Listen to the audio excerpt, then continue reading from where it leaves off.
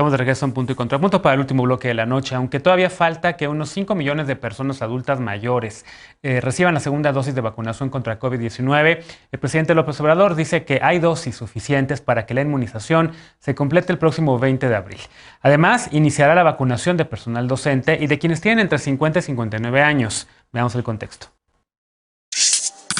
En México se han aplicado 11.400.000 dosis de vacunas contra la COVID-19. De ellas, 2 millones de personas han recibido el esquema completo de inmunización. Del 1.100.000 trabajadores de la salud de primera línea, 69% han recibido el esquema completo. El viernes, personal médico del sector privado demandó en Palacio Nacional un plan para recibir la inmunización. El presidente López Obrador dijo que ya está planeada la estrategia y les pidió esperar. 8.7 de las 14.4 millones de personas mayores de 60 años que hay en México ha recibido al menos la primera dosis. El mandatario federal ha dicho que la prioridad de su administración es vacunar a las personas adultas mayores para prevenir un repunte de contagios y que hay las dosis necesarias para concluir este proceso el 20 de abril.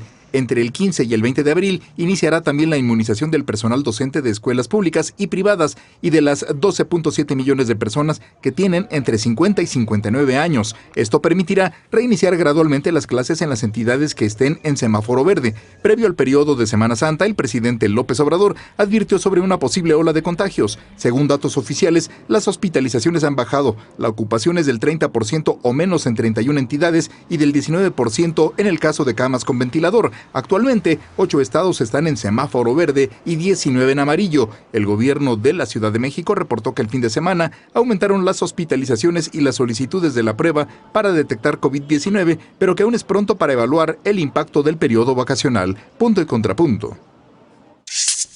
Bueno, tercer tema a discutir esta noche. Alfredo, evidentemente es una invitación para hacer un resumen o un balance sobre cómo va la pandemia en el país, pero evidentemente también creo que el tema más polémico y más importante tal vez que ha ocurrido en los últimos días ha sido el de la vacunación para el personal de salud de hospitales privados, que ha sido tema recurrente en la mañanera y que todavía no han inoculado. ¿Cómo lo ves? Y haz un balance también, por favor, de lo que ha pasado desde hace 2 semanas que salimos nosotros también fuera del aire para un descanso. Híjole, sí. Bueno, primero que nada, mostrar la solidaridad y creo que enunciarla, la solidaridad con todo el personal médico de ambos sectores, privado y público.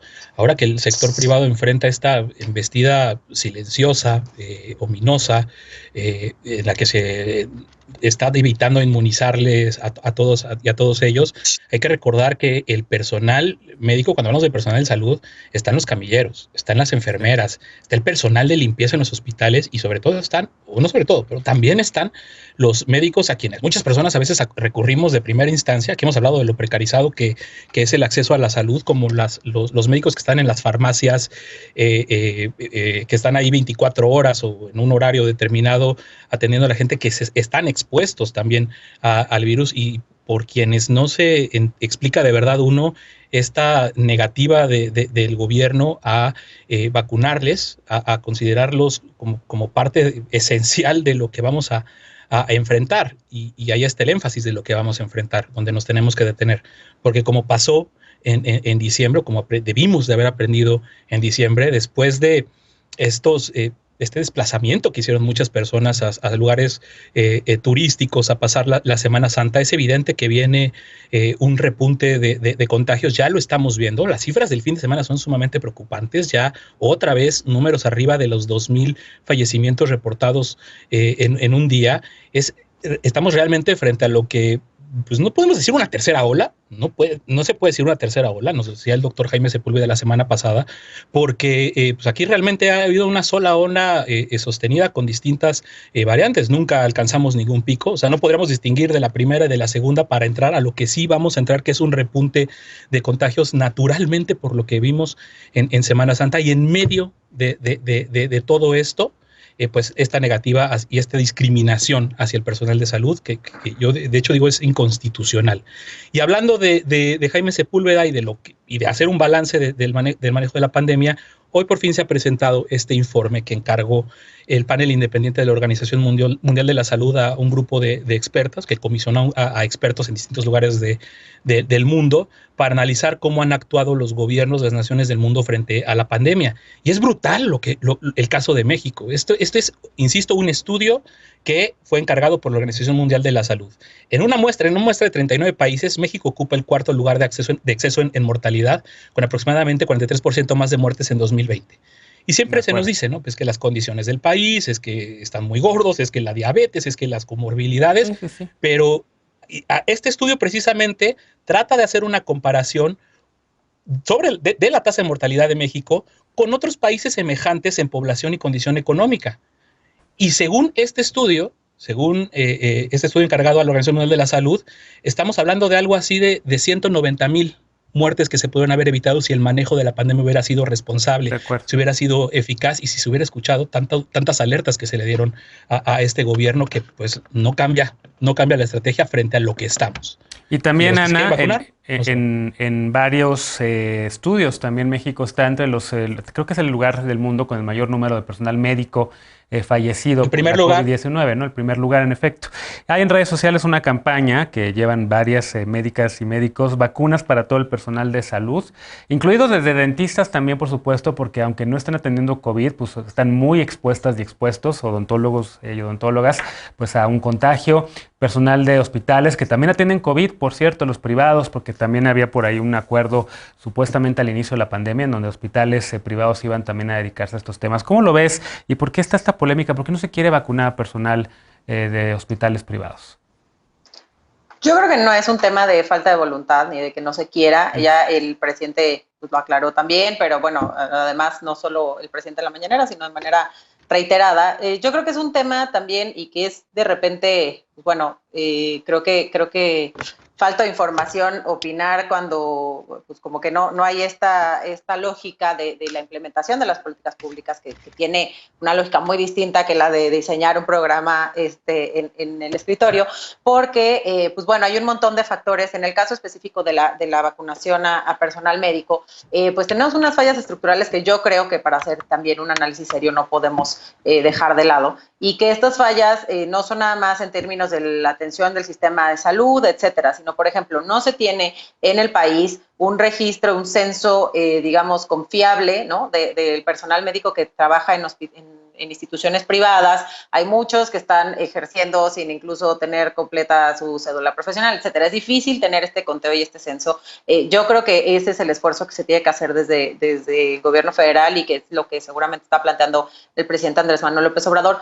Pero, por ejemplo, hay muchísimo personal médico en hospitales privados que también están en hospitales públicos, ¿no? Entonces, toda esta diferenciación, el hecho de si los dentistas y las dentistas tienen o no más riesgo que otras y otros oficios, ¿no? Por ejemplo, yo creo que sí son de repente pues especulaciones que se hacen y como deseos ahí que se tienen dentro de redes sociales, pero que sí es importante que se revise de una manera pues muy seria, y de acuerdo completamente en que el personal de salud de primera línea, tanto de hospitales públicos como privados, tiene que ser una prioridad para la vacunación. Sin embargo, insisto, yo creo que las fallas tienen que ver con este tipo de censos. No, insisto nuevamente, no es que eso sea excusable, pero sí hay que irnos a las razones de fondo y no a pensar que hay algún tipo de negación, porque creo que no es el caso.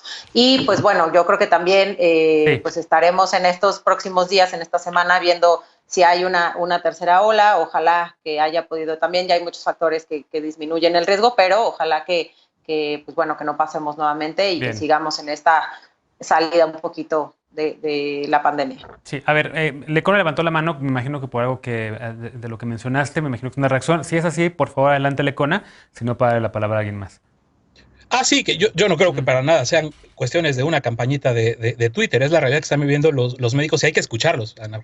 Ya que tú das la recomendación de acudir a la información, hay que escucharles, porque justo estos censos que han estado pidiendo desde hace meses son los que la autoridad no ha querido hacer. O sea, está la historia ahí de cómo se intentaron acercar para tener un primer censo, para tener lineamientos, para poder hacer esto. Y hoy la respuesta es no, punto. No hay justificación. Invéntense las que. Esa respuesta no sé dónde la escuchaste. No hay ninguna justificación. No sé dónde escuchaste esa respuesta. De la vocera del movimiento, de los que estuvieron en Tlalpan. Ella dice que dijo que no. Bueno, yo escuché al presidente que dijo que se iba a plantear una estrategia y les pidió paciencia. Bien. Pues hay que escuchar más que el no, sí, se escucha. Pero tú hablas de la respuesta del gobierno, pues es esa. Eder, ¿cómo lo ves Son tú? campañas en Twitter. No nada más está el Pues tema de las vacunas, la vacunación para el personal de hospitales privados, también está el tema de que se están recibiendo más vacunas, de que ya en algunas alcaldías se está avanzando hacia la segunda dosis, en Iztapalapa y otras dos más, las primeras que también hace más de un mes empezó la vacunación, ya recibieron su segunda dosis, esta semana también ya hay otras 3 o 4 alcaldías, me parece que también entre ellas Miguel Hidalgo y Azcapotzalco, que ya van también con la segunda dosis. Programa Nacional de Vacunación, pues que ahí va. sí hay, no hay, va muy bien, está haciéndose Ok. con mucha organización, con mucho orden, con mucha responsabilidad. Ha habido algunas campañas en estas 2 semanas de desprestigio, este montaje en donde supuestamente, que picaron a un señor y no le pusieron la vacuna, por ejemplo. Hay acciones que buscan desacreditar una campaña que se está llevando de manera muy responsable con el ejercicio de los gobiernos, de los 3 niveles de gobierno. Entonces, a mí me parece que va bien el proceso. Si se trata de ponderar sectores de la sociedad, pues también están el sector de las personas que recogen basura, que no han dejado de trabajar durante todo este año de pandemia y que también están en mucho riesgo. A todas las personas, a todo el personal médico de primera línea, estén en hospitales privados o públicos, se les vacunó. La exigencia de personal privado, sí, claro, a los privados que están pidiendo es para médicos en general, igual que dentistas, etcétera. Sí creo que es importante que se les vacune, pero es igual de importante que se vacune a otros sectores. Y pues lo que dice el presidente López Obrador, que jamás dijo que no, e insistió un montón en que no es que no se les quiera vacunar, sino que la logística para implementar estos mecanismos de vacunación y llevar a cabo una estrategia clara, pues impide ahorita vacunar a todo el personal médico, no solo más allá del de primera línea. Ahora bien, yo creo que aquí es muy importante el que podamos estar informando con mucha seriedad y con mucha objetividad cuándo son las campañas de vacunación, cómo se está llevando a cabo, cuál es el planteamiento. Al final, todas las personas de este país, a principios del año que entra, todas las personas vacunables, porque todavía no hay vacunas para menores de edad, pero todas las personas vacunables vamos a tener nuestra vacuna, incluido el personal médico, incluido las personas que se dedican a recolectar la basura, todas las personas vamos a tener acceso a eso, solo hay que tener paciencia. El presidente en una de sus giras la semana pasada con el gobernador Alfaro, el gobernador le decía, oiga, necesitamos que ya vengan a Guadalajara. El presidente López Obrador dijo, sí van a ir, solo sean pacientes. Igual el sábado se escapó a un municipio zapatista el presidente a hacer un acto sin avisarle a las autoridades ni estatales ni locales, y las autoridades municipales también le decían, oiga, hay municipios de Puebla que ya tienen su segunda dosis y aquí no ha llegado la primera. Hay que estar atentos. Hay muchos lugares donde no ha llegado todavía la primera, muchos municipios en Oaxaca, todos lados, ¿no? Déjame escuchar a Lisa también, porque ya se acabó el día, llevas 3 minutos hablando y no nos va a dar tiempo a escuchar a Lisa también. Por favor, Lisa. Pues yo simplemente, primero, recomendarle a toda la gente que en la medida de las posibilidades se vacune, ¿no? Que en el momento en el que pueda sacar una cita y acudir a su puesto de vacunación lo haga, porque independientemente de los problemas logísticos que se han tenido y de aseguramiento de dosis suficientes o del despliegue de la estrategia de vacunación, pues también nosotros tenemos que creer en las vacunas y tenemos que salir a vacunarnos. Importante el tema de los médicos, independientemente de la primera línea o no de atención a COVID, porque, por ejemplo, creo que todas y todos los mexicanos tenemos a alguien cercano o en primero o segundo grado que ha dejado de tener algún tipo de intervención o tratamiento para otro padecimiento crónico, simple y sencillamente porque el sistema de salud está focalizado en dar respuesta a esta pandemia, que si bien es de las emergencias más importantes, ya hemos discutido muchas veces en esta mesa cuál es el impacto sobre padecimientos crónicos degenerativos que puede tener el hecho de que sigamos postergando la atención de todos los demás temas de salud por seguir metidos en este ciclo de contagios y recontagios, olas y más olas. Tercero, sí hay una importancia bien económica de la vacuna, más allá también de la posibilidad de detener los contagios, y es que puede elevar la actividad productiva de una manera como muy importante, e incluso las perspectivas de crecimiento de los países. Hay algunos casos en el Caribe, en nuestra región de América Latina y el Caribe, del Caribe hispanoparlante, en donde justamente se aseguraron 20 millones de vacunas en una compra. Se empezó un proceso súper agresivo de vacunación y eso tuvo como resultado que hasta las calificadoras en Estados Unidos dijeran hay un crecimiento prospectivo del PIB de este país que es República Dominicana. Salió la nota en varios medios internacionales que depende altamente del turismo, como depende altamente del turismo México, por ejemplo, ¿no? Y que el hecho de que su esquema de vacunación se pusiera de manera rápida, muy expedita, se priorizara también la segunda dosis por encima de seguir expandiendo el esquema de vacunación a las primeras dosis, pues tiene un impacto de recuperación económica también muy importante. Entonces, simplemente a todos nos toca acelerarlo, a los productores, a los gobiernos, a la logística y a las personas que nos vayamos a vacunar para de verdad poder empezar a concentrarnos en todos los demás problemas que tenemos y poder retomar un mínimo de normalidad. De acuerdo, que sea ahora sí que la luz al final del túnel y que ojalá pronto, esperemos que ya muy pronto podamos vernos en el estudio como hacíamos el programa antes, porque también se les extraña la presencia no nada más en la cámara, sino también aquí, por supuesto, presencial conmigo. Vamos a hacer una pausa, regresamos de seguirnos cuidando también, por supuesto. Hacemos una pausa, al regresar en La Paparrucha de la Noche nos despedimos de las y los panelistas de este lunes. No te vayas.